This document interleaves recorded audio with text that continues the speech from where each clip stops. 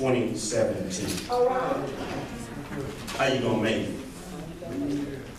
Be easy to say I'm gonna make it through like I did last year, but that's too easy. All right. Be time for us to go. How can you get through 2017? Get through 2017 by keeping your eyes on the prize. Keeping your eyes on the prize. All right. I don't know if you know it or not, but that was the name of a documentary that premiered in 1987 on PBS network. What it was a documentary that showed interviews and some of the historical situations that happened during the civil rights movement from 1954 to 1985. The purpose of it was to help magnify the voices of the poor and the disenfranchised. The goal of it was to help keep in mind that no matter of the struggles that took place, that the ultimate goal through those struggles would be, of course, liberation or freedom and equality for all people, especially of the African American race. There were struggles. If you ever seen it, I saw it a long time ago. If you get a chance, I always share with the children. It would be good for us as a church to get DVD series and let them see some of the things that ancestors had gone through. There are many struggles. And people went through these struggles where their fire hoses poured on them, and dogs were let loose on them, and billy clubs beating down people. And it was a struggle. I'm sure disappointments, but they kept their eyes on the prize. Yeah, right. And the prize was that there would be freedom and equality for all. I wish I could tell you that 2017 is going to be an easy year. I wish I could promise to you that it'll be a prosperous one for you. It could be. Come see me if it is. I wish that there'd be no heartache for you. I wish there'd be no sickness. Yeah. I wish there would be no death in 2017. I wish there would be no disappointments. But chances are there are going to be some disappointments. You might have woke up this morning and you was already disappointed. But the idea is you got to keep your eyes on the prize. And the prize for us is not equality and freedom, but the prize for us is keeping our eyes on Jesus Christ. Amen. You got to make sure that you maintain your focus in 2017 and keep your focus, because guess what? There are going to be situations that's going to come up. As much as you kissed your spouse last night and you said Happy New Year, you wished your kids Happy New Year, there's going to be some stuff that's going to come out where you're going to be mad at your spouse. Yeah. Y'all act like that. Your kids, you love your kids. I sent a text to my youngest daughter this morning, sent a text, ain't heard a word back from her. We love them. I said, all expressions of love start off in the new year, but things can go sour, things can go bad. But just in case, make sure you keep your focus. Make sure you keep your eyes on Jesus Christ. Amen. I ain't going to keep you long today. Psalm 123 is what's called a song of ascents, or a psalm of ascents. It was a song or a song in which the pilgrims, the Israelite people, would leave their cities on their way up to Jerusalem for different festivals and different feasts.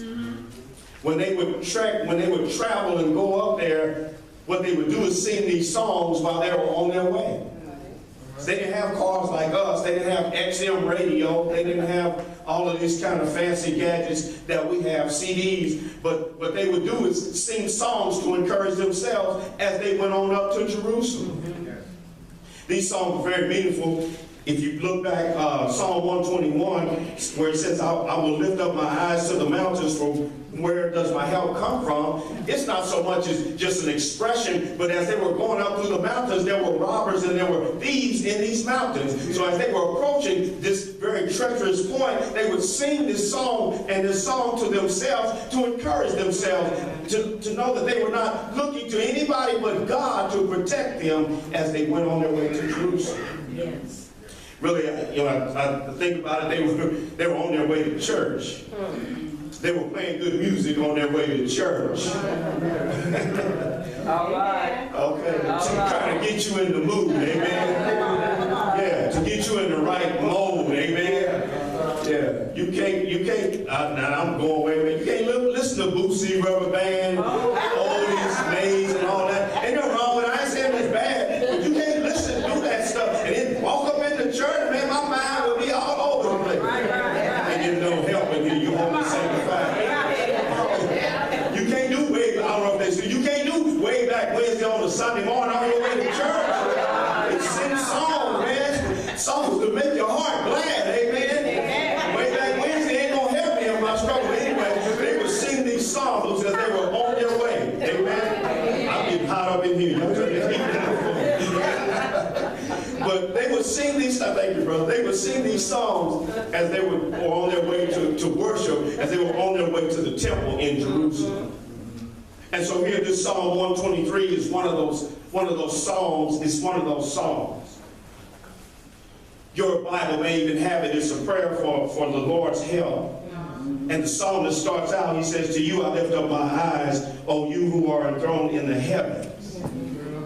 Here's the first thing I want to give to you as you look at getting through 2017 and keeping your eyes on Jesus Christ, keeping your eyes on the prize is this: make sure you don't let your situations cloud your view of who God is. Amen. The situations that will crop up on you in 2017, don't let it cloud your view of who God is. Because when your view of God gets cloudy, it makes it difficult for you and I to make it and to keep on pursuing. Because we can shout, we can glorify the Lord and celebrate, say, the Lord will take care of me. But when I get the bad report from the doctor on Tuesday,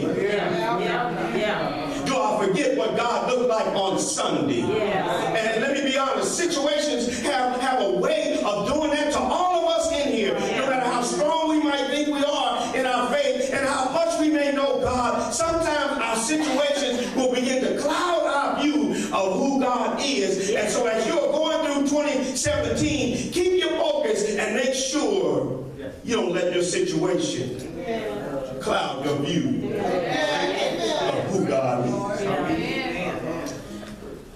Look at their view. First of all, their view is he is enthroned in heaven.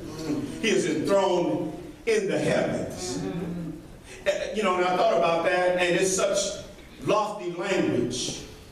It's far removed. He is enthroned in heavens. That don't do me no good. I need God to be enthroned on 77th Street. Well, I need God to be enthroned on Tuesday 300 West Persian Road. come on now. I need God to be enthroned wherever your address is. Put it right there. It seems like a lofty statement because I know God is there. I know God is in heaven. But what does that mean to us? What it means is it means that he is high above every situation that will come your way in 2017. Cancer, God forbid, come your way. God is above that. Breaking up a relationship, God forbid, he is above that. Money ruined this year, God forbid, but he is above all of that. Thank you. Frustration, disappointment, discouragement, he's above all of that. You got to have a proper view of who God is. Don't let your situation dictate to you that God seems to be so small, but he is above. He's above everything here. Isaiah 40:22 says it this way.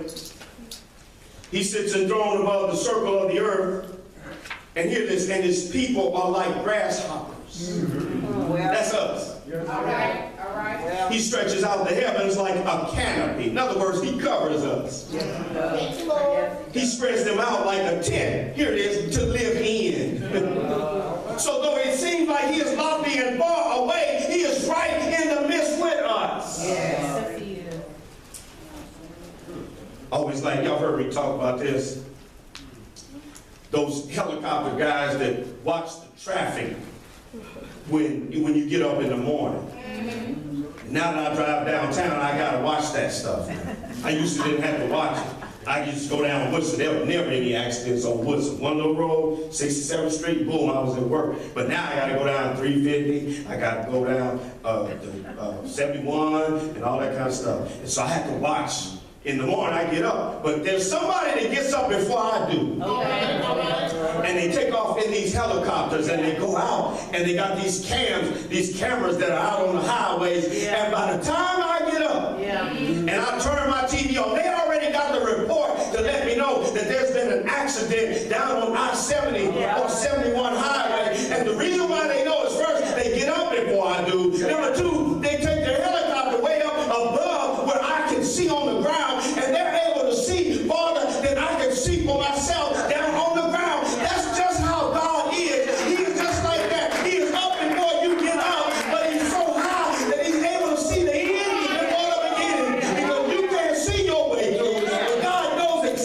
exactly every obstacle that may be in your way for 2017. He is enthroned in the heavens. This word for enthroned also gives the place of power. Enthroned, a person who is on the throne, the idea of monarchy, the one who sits in authority. I remember hearing Brother Bill's prayer this morning, and he used good words and some of the treachery and savagery that we've seen in 2016. Wordsmith, man, I got to work on it. But and it's so true. That we've seen just those kind of things. And the idea is this: it may look like God has lost all power, but just because you can't see it, don't mean that it ain't working. Just because you can't see God moving, and you don't feel or you don't hear him or you don't see where the wind is coming from, doesn't mean that God ain't working. Because let me tell you something, God is doing something in heaven that affects everything down here on earth. Let me see if I can prove it. The other day, maybe someone, I know my sister-in-law was in here, but there was a power outage in Raytown. She texted 5-something in the morning. She must have known I was up. But I just barely, she said. But she said, y'all got lights? My power's out or something like that. I said, yes, we have lights. So I ain't hear nothing back from them. And then next thing you know, before I left, they said the lights came on. And then I heard that there was a problem on 58th and Woodson. Now, Sister Carrie lives on 75th Street. I'm just going to say that it's 75th Street, wherever. Because she lives, but the problem was on 58th and Woodson.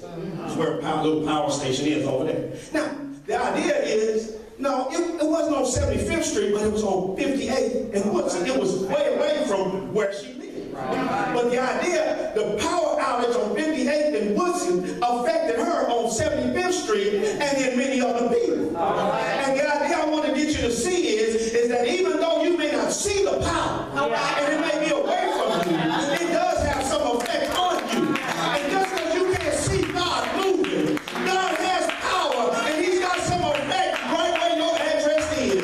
Oh, it might seem like God ain't moving and God ain't showing up, but I guarantee you touch something, you touch that current, you feel the power coming through it. You might not be able to see God, but God is working and God is moving. Why? Because he is enthroned and he is empowered. So don't forget this year that you serve a mighty God. Pastor, don't you forget, I'm preaching to myself. Pastor, don't you forget, you serve a God that has power.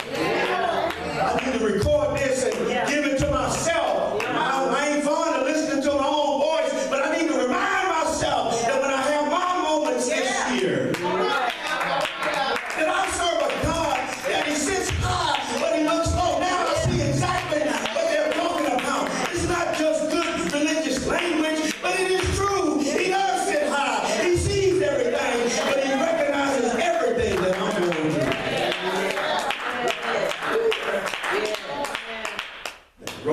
here. Lord, thank you, Jesus. Thank you. Yes. The next thing the psalmist points out to us is his dependence on God. Don't let your situation cloud your view of who God is, but then depend on God. Stop depending on yourself. All right, all right. We are so self-sufficient, it's ridiculous. Yeah. Don't nobody need no help. Brother Greg, bless his heart, he ain't not even been here to take care of his wife. But man, if we get here, and if it's before 9 o'clock, he'll come to the door and he say, "You need some help?" Now don't tell me. Don't tell me. There's something in me as a man. I don't want to know. You know what I'm saying? Stupid. Everybody, James will do the same thing. Y'all need some help? James, y'all need some help? No. Get the Sunday school books out, throwing the thing on my shoulder, yeah, crawling up in here and stuff. No, I don't need no help. That's just the way we are. We are so self-dependent.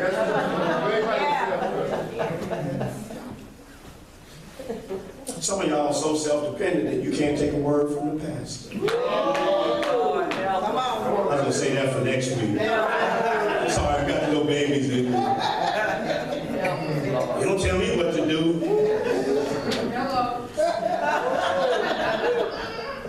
He older than I am. He don't know what he's talking about anyway. He older. He younger than I am. He don't know what he's talking about. I just can't win. No, I only tell you because I love you. I keep telling y'all, it's only 20 of us. That's a joke, okay? It's a small number of us. Why would I want to make you leave?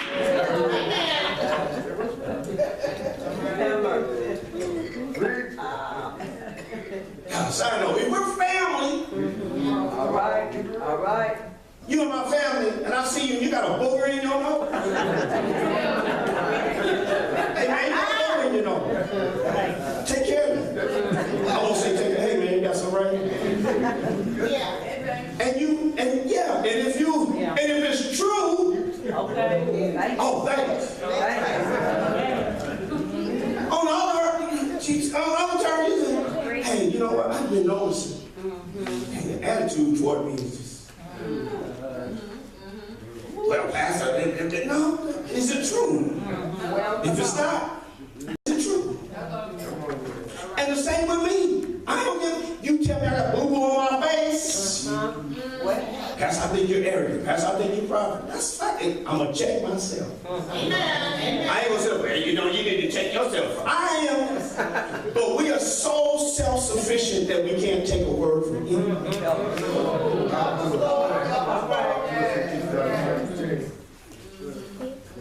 I'm not here to be over you, to control nobody.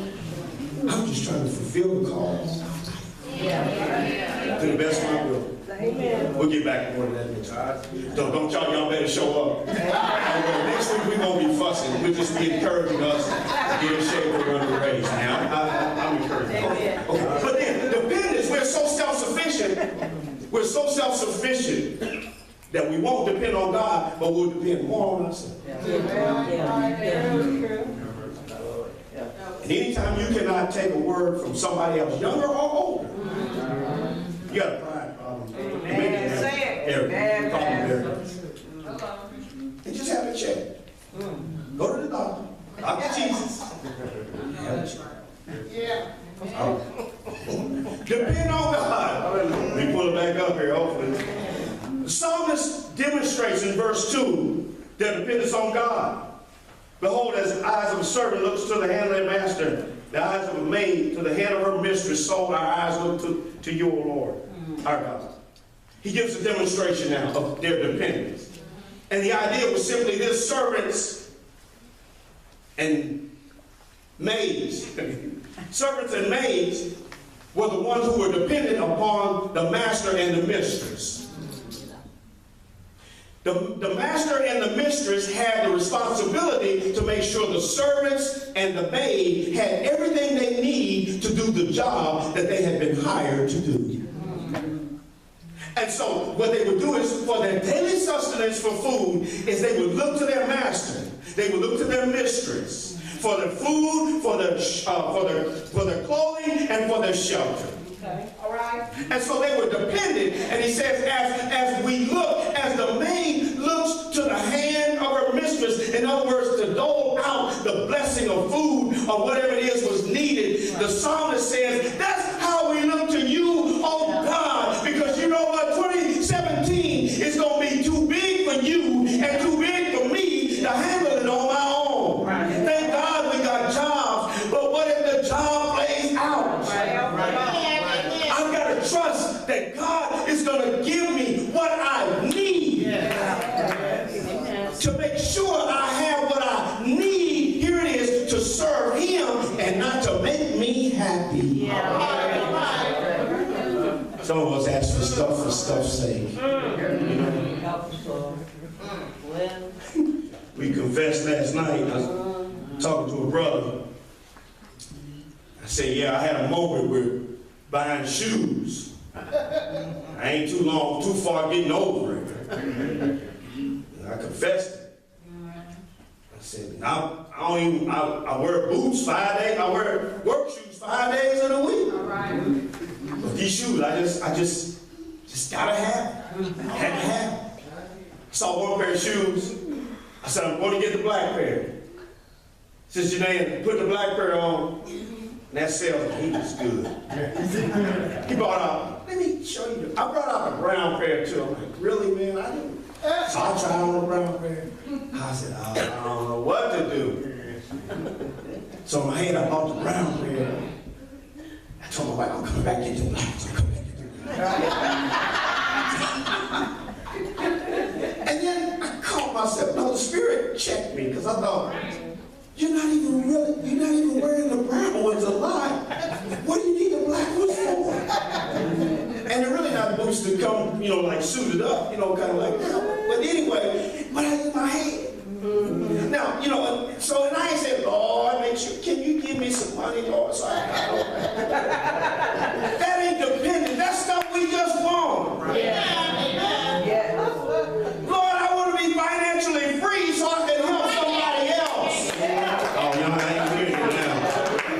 Yeah, you want to get out of debt so you can buy more stuff? No. Lord, help me to be set free. Help me to be responsible with my money. Help me to be responsible with every time and every dollar so I can get out of debt, so I can be free, God. And if you call me on my job, I can go in and there. So we don't become slaves. Yeah. And it's easy to do. Don't be easy. Depending on God. God's going to make sure you have what you need. And God sometimes blesses us with some of our wants. Amen. But let me move on. Because as the psalmist goes on, he says, God, we look to you, we depend upon you, but then he says, until. That's kind of a bad word. Because now we talk about waiting on God. And nobody likes to wait on God. That's right. Nobody likes to wait. No, you go to the store, you always look for the shortest line. And the shortest line sometimes can be the slowest line. You ever get in that line and then somebody else got the line same, or the other line same as you, and you sitting there waiting, and you like, dang, you was thinking about that line, but you got in this short line. You gotta go with it. And then you look up and then they walking out the store. You're like, oh. That's just me. I don't know.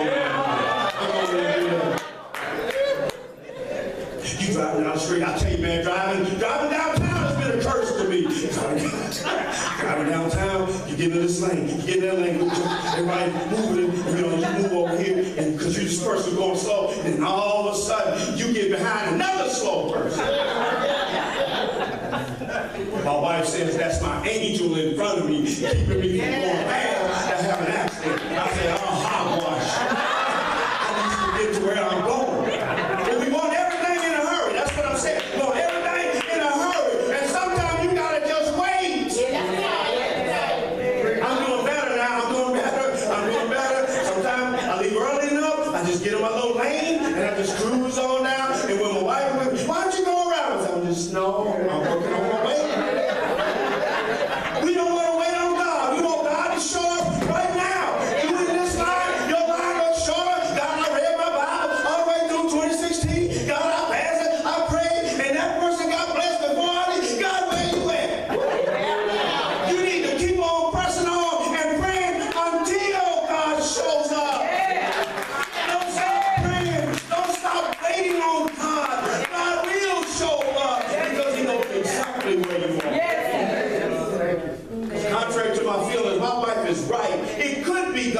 an angel in front. That's right.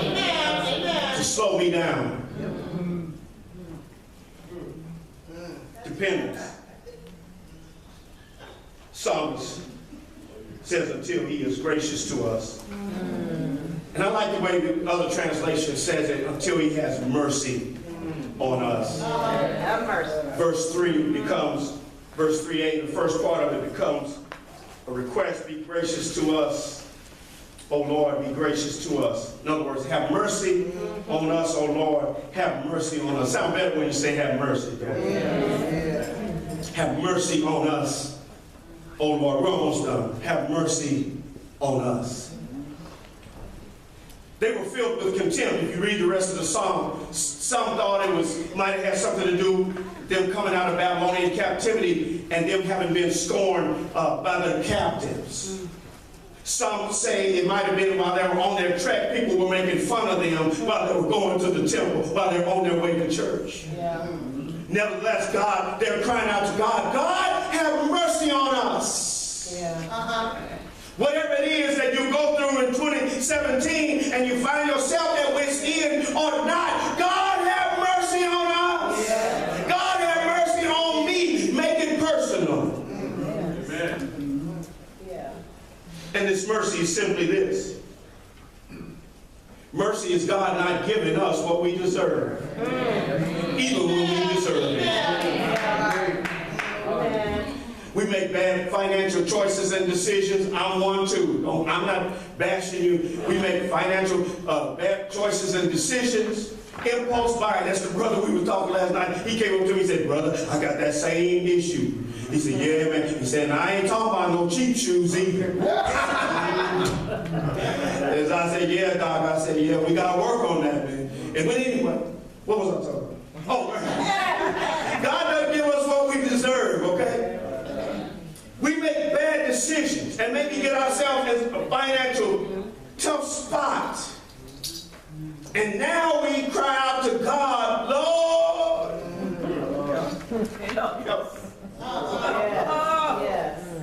Pastor say the church is struggling. Finances, giving is down.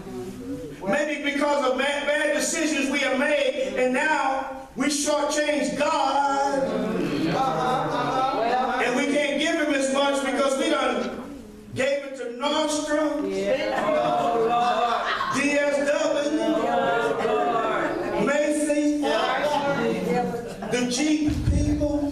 Well, say, I'll be right there, y'all. That's good, fine. But we do that, and then we ask God to help. Now, come on back, because I'm not bashing you on that, because there are times God will show up, even when you and I have messed up, and he'll show you mercy. God does not always give us what we deserve. Think about your sin condition. Think about your sin debt. You couldn't pay it off. You keep messing up. You keep struggling with same sin, but God forgives you, and his grace covers you. That's mercy. But here's the other part of mercy. Thank you, Lord. Is to bend down or to stoop. Lord, bend down and stoop to us. I related to my grandbaby. When she was small and just started toddling and walking a little bit, and we would go on Saturdays to the department store. She get a little heavy carrying her, we put her down and we start walking, not realizing that it get a little crowded in the mall. And as we get crowded, it'd be all these taller people that would be walking around, and I would notice she would kind of be dragging and lagging behind, yet I still hold her hand. Yeah. She's finding it hard to get through all these big old tall tree-looking people. They're bigger than her, they're heavier than her, and she can kind of maneuver her way, and then it dawns on me to turn around and say, oh, let me help you. And what I do is I bend down, I scoop down, and I pick her up and put her on my shoulders. That's what mercy is from God. God bends down and he scoops down to us, even in our bad condition and our bad decision. He bends down to pick us up. Isn't that what he did over 2,000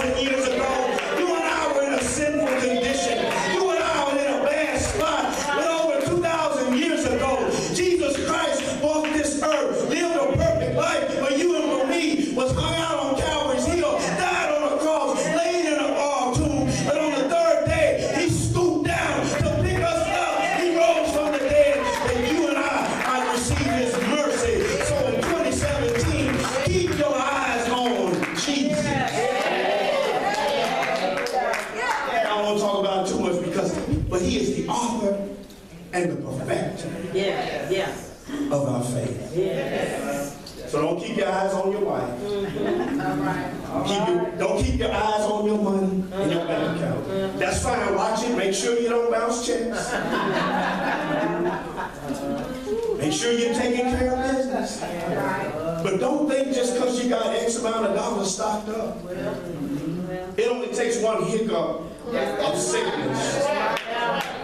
One hiccup of an accident. I tell you, I learned me and my wife we're getting older, and I'm glad the Lord's blessed us. We hopefully celebrate. We live to February 34 years. All right. But I'm saying, we get sick. And I'm talking about just little colds and stuff like that, or little aches and pains. And it comes a day where she may have to take care of me, I may have to take care of her. I gotta keep my eyes on Jesus. Let's pray. Father, we thank you for the word of God today. We thank you, Lord. Pray that we have been encouraged. Help us to know in 2017 that we look to you, Lord. We're going to look to you. We're going to serve you more, serve you better. God, work in us and on us. Get rid of stuff that's hindering our walk with you. Help us to look to you, not to our friends, not to our spouses, but to look to you, even when the days look cloudy. In spite of the way it looks, help us to depend on you, to know that everything we have comes from you. And then, Lord, when we just feel like we can't make it no more, another day, help us to cry out, Lord, have mercy on us. Lord, I may have created this situation, but Lord, have mercy on me. Lord, I may have made a bad decision, but have mercy on me. And may we be reminded of the sacrifice Christ made for us. Coming down, bending down, stooping down, to pick us up out of the muck and mire of sin, that we might be saved. Lord, save somebody here today. If somebody doesn't know you, we give you praise for it in Jesus' name. Every head bowed, every eye closed.